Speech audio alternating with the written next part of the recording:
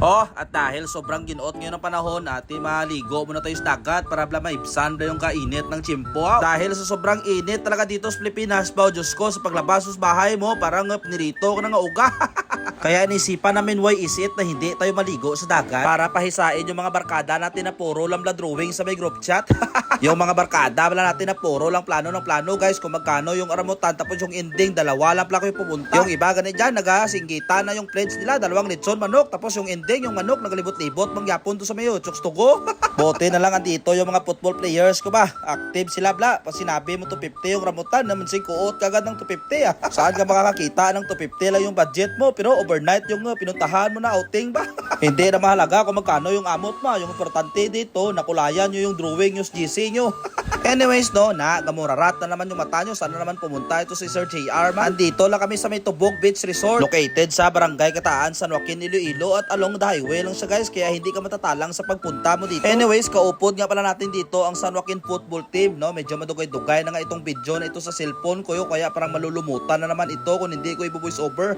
Perfect din ito na i-upload ko ngayon dahil summer na ba ngayon, no? Summer na, no? Napakainit ng tsimpo. Ito pala yung adlaw na nag-celebrate kami na victory party dahil nag-champion ba kami nung CDSA meet, no?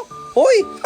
So malagaw tayo dito kasama natin mga tropa ng mga futbolista, bla.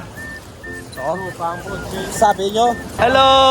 Miyaga hapon. Welcome sa Tubog Beach Resort. Kumusta ka mo dyan? Okay lang kami sir. Ano nga grupo ini siya? Salam mamida. Salamamida. Wow. Kumay lalaki.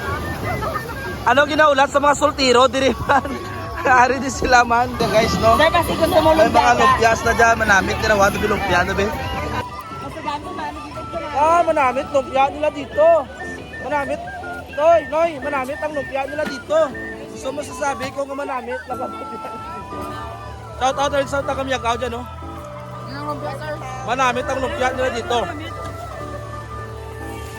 Abaw ho, kita nyo naman, no? Do mga aloy na binuyan sa dagat ang mga bata na ito. Pero halos kalabanan yan guys, no? Nakatira lang sa may malapit sa dagat. Pero iwan ko parang manol na manol sila dito sa may dagat ng Tubog, Pero yung plano ko talaga ito guys, no? Nasabi ko sa kanila kapag magdaog tayo sa may FCDS Emit at mag-victory party tayo. Alangan mo victory party tayo kung matatalo tayo sa may laro. Kaya do masasabi ko man sa sarili ko nga mahahappy din tayo dito sa kalantaw sa kanila dahil nag-enjoy man sila dito. Kakaiba man talaga guys, no? Basta may team building kayo dahil dito mo talaga masusukol yung pag-amiguhan nyo sa isa't isa bala. Yung mga nagpaplastikan sa grupo, ate dito yan sa team building, no? Mabubuo yung tinatawag bala na friendship. Pero yung iba natapos na yung team building, plastic pa rin eh. So mo to guys, no, pinalaro ko sila dito na magbutong-butong bala, no, para may may banding pa sa isa't isa bala. Dapat ganito yung mga team building, hindi yung kuon nga nag-team building kayo tapos pagpunta nyo sa beach, inuman kayo, pag-abot nyo hanggang umaga, inuman kayo, team building bala yan, no? Dapat talaga sa mga team building guys, enjoy talaga kayo, walang KJ. Hindi ti kuon nga nag-team building kayo tapos may mga dalati mo nga mga baligya dyan tapos nagpanukot mo na mga utang. Tapos yung iba tanan na binabira kayo, no, kag mga lasing kani nagmaoy. Anyways, dito na tayo, no? Huwag nyo nang alamin pa kung ano yung nangyari kagabi. Basta masaya. Tawain nyo lang muna ako ng tsansa na ipakita sa inyo kung ano kaganda yung Tubog Beach Resort kapag umaga. At makikita natin dito guys, no, napakalinis talaga guys dito ng kanilang area guys. Ginasunod talaga nila katinlo dito kasing tinlo ng dagat nila dito. Tapos dodumduman ko dito kami nag-overnight ng mga classmate ko nung high school. Buhi pa pala itong cottage na ito. So dito sa Tubog Beach Resort guys, pwede ka mag-overnight basta nakabook ka sa kanila ahead of time. Dahil kung pupunta ka lang man dito kasama mo mong pamilya mo kung barkada mo tapos mag-overnight ka lang bigla baka wala ng cottage na para sa iyo bala kay fully book na. Especially ngayon guys, so napakainit ng tsimpo at summer na talaga marami nagapabook ngayon dito dahil maliligo dito. Pero kung hindi ka man mag-overnight ate, tag 50 pesos lang yung entrance tapos kukuha ka lang ng maliit na cottage na para sa inyo. At ito yung ginahambal ko, no, na along the road lang siya at hindi ka talaga matatalang. Kahit sinong driver siguro na sasakyan o papunta dito tultulan ng Tubog Beach Resort. Tubog Beach Resort!